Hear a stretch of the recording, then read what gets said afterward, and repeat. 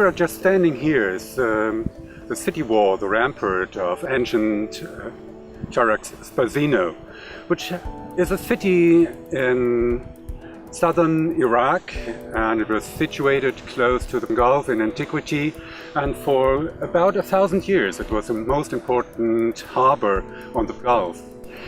It was founded by Alexander the Great. The city was refounded later by his Spasinou. He was the governor of southern Iraq and much of the Gulf area in the mid of the 2nd century BC. The city of Charax, Spasinou was only rediscovered in the mid-1960s. That was when an American archaeologist, John Huntsman, was conducting a survey of this part of southern Iraq. Since that time, and until quite recently, it's been off limits to researchers because of its sensitive location close to the Iraq-Iran border. Basra is one of the most important Islamic city. It's the first Islamic city outside Arabian Peninsula, and it has a great history and archaeological sites. We was thinking for the Basra from the old period, the Sasanian, Parthian and Hellenistic period. One of the most interesting and important site was Khayab. Dr. Jane Moon and Robert Killick, they was very interesting to visit the site. Then the Manchester University agreed to sign a contract with us to do a project there for 3 years. For doing survey and using a new high technology on the archaeological field. We started a preliminary season in March in 2016, essentially to evaluate the extent of archaeological deposits and whether it was going to be really feasible to do something sensible with a site that large, and whether the archaeological preservation was going to be sufficient to give it the attention that the historical significance of the site would justify. The Charax project is running from 2016 to 2019. It's funded by the British government, the Department of Digital, Media, Culture and Sport via the British Council, and the objectives are essentially protection of cultural heritage in Iraq. We do have a city of between 5 and 6 square kilometers to cover without much standing architecture. On the other hand, you should imagine that this city here once was comparable to the main cities of the Roman Empire. So we should expect huge temple complexes, and we should expect a palace for the ruler of the province of Mycenae. So the major things that we're doing at the moment prioritize establishing extensive archaeological remains and the best ways for long-term protection. And that's actually one of the reasons why we're indulging primarily in surface documentation rather than extensive excavation.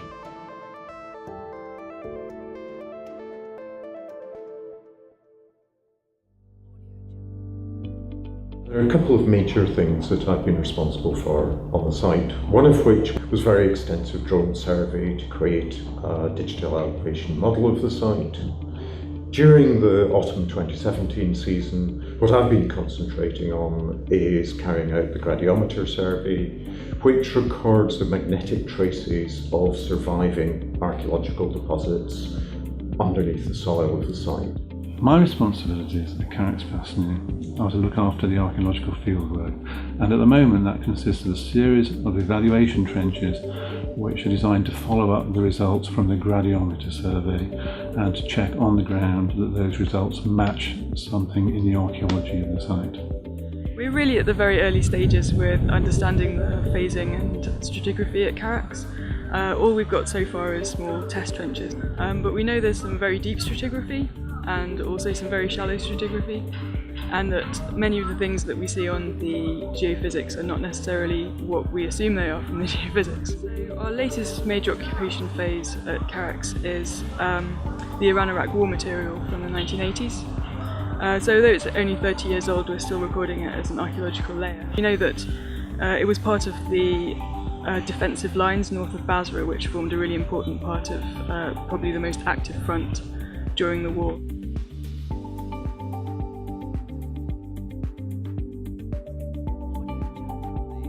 Most important things that the project, it's a kind of collaborate project with the Iraqis, so we will gain and make our expert also for this new technology with the archaeological side. Now we have 2 people as a staff working with the Manchester University.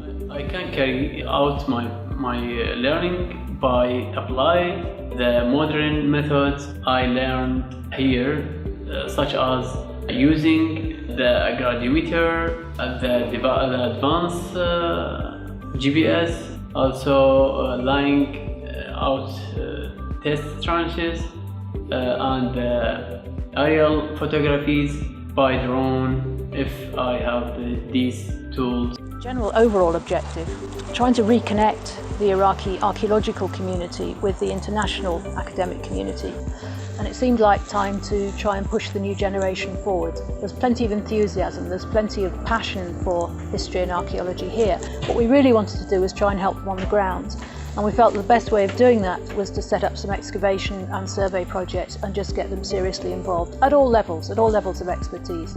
And the result from the first year, it was really fantastic, which that means it's very important for the researchers around the world and Iraq also, very important for the name of Basra internationally, I mean, and also for the museum in the future after the survey will be done and finished.